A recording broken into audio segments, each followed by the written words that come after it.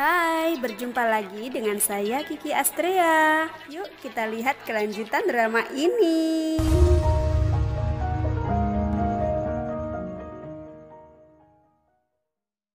Setelah di episode sebelumnya, Go Won Pyo mengusulkan pernikahan Putri Pyonggang, namun Putri dan Raja menolaknya. Hingga akhirnya petisi pencarian calon suami untuk Putri telah sampai di seluruh pelosok desa. Di episode 9 ini, banyak cowok-cowok dari seluruh penjuru desa datang ke kerajaan untuk mengikuti tes wawancara dan tes TOEFL. Yang bahasa Inggrisnya paling bagus, dialah yang bakal jadi suami Putri. Di antara para cogan itu ada Ondal yang juga ikut mengantri dalam tes wawancara. Dia mendaftar dan menyamar dengan menjadi putra dari seorang pedagang. 4 bapak-bapak tua yang memimpin tes tidak mengetahui kalau cogan satu ini adalah putra dari Jenderal On Hyop.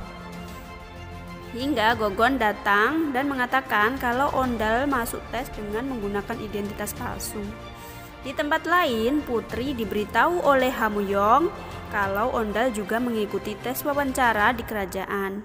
Putri pun langsung bergegas kembali ke kerajaan dan mengatakan pada raja kalau Ondal adalah suaminya dan mengatakan kalau dialah yang menolongnya sehingga dia menikahi cogan itu.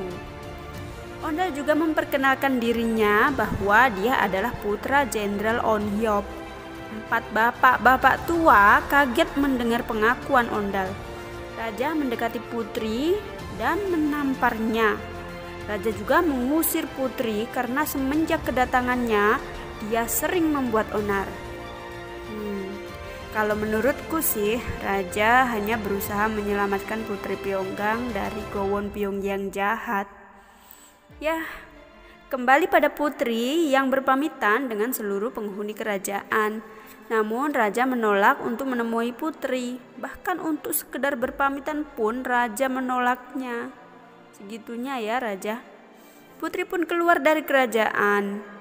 Dan saat di luar, Putri berpamitan pada Ondal untuk menemui seseorang terlebih dahulu. Ondal lalu menunggu Putri di antara pepohonan. Tiba-tiba Gogon datang dengan penuh amarah. Gogon mengajak Ondal duel 1 lawan 1. Lalu Gajin pun datang dan melerai mereka.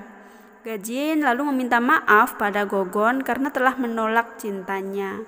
Gajin pun pergi bersama Ondal.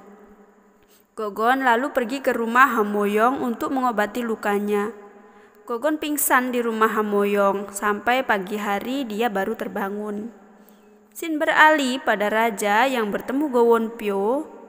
Raja mengajak Go Won Pyo untuk mabok bersama dan mengatakan kalau Go Won Pyo ingin melukai keluarganya, maka Go Won Pyo harus membunuh Raja terlebih dahulu dengan menggunakan busur panah yang pernah dipakainya untuk membunuh ratu terdahulu.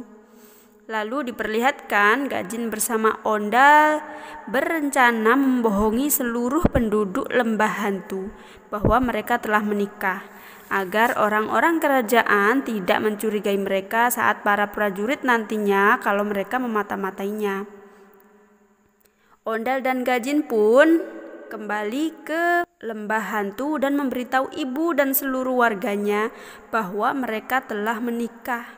Seluruh warga bersukacita bahkan ingin mengintip malam pertama Gajin dan Ondal di rumah ayah angkat Gajin.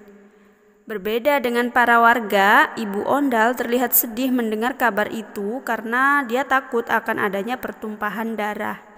Sementara itu, Ondal yang berada satu kamar dengan Gajin pun keluar masuk kamar karena grogi banget. Kemudian mereka pun memainkan seruling dan sedikit bercekcok-cekcok ria ala pengantin-pengantin baru di sebuah drama. Akhirnya Gajin mencium Ondal. Lalu Ondal juga mencium Gajin. Lalu mereka saling sosor. Lalu tiba-tiba mereka sama-sama malu. Ya begitulah pasangan muda. Dan drama pun bersambung. Terima kasih sudah menyaksikan video dari saya. Jangan lupa klik tombol subscribe dan loncengnya ya. Maaf jika banyak sekali kekeliruan. Akhirul kalam, terima kasih. Assalamualaikum. 너무 신기해. 경험은 아니 한국에서 이런 일이 가능해?